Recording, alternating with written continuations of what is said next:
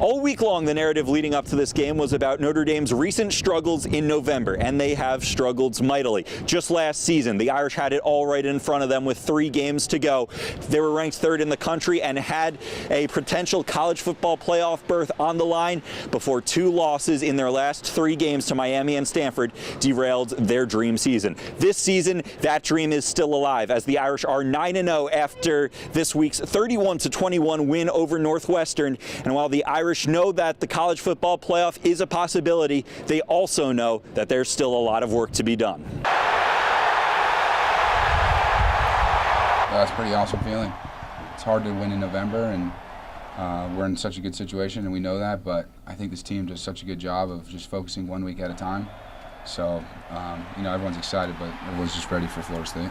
Each and every day we're focused on something to get better, not let the pressure from the outside get inside the building. We're focused on what we have to do, and, our coach is doing a great job of continuing to prepare us each and every week. And as a group, we're just going out and we're doing our best job we can do. We're focusing on things we need to do to get better each and every week and continue to get better.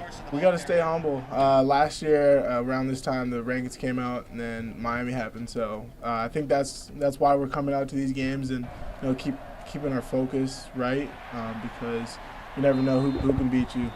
We're not last year's team, so I think what's happening with this group more than anything else is that they sometimes worry a little bit too much about what happened last year instead of just being themselves, because they're not last year's team. It's a different group of guys out front, and I've got to remind them about that. Next up for the Irish, they return home to South Bend for a senior night matchup against Florida State. The Seminoles, of course, have struggled mightily this season, but there's a storied history between these 2 programs, and Florida State would love nothing more than to derail Notre Dame's dream season and send their college playoff hopes packing.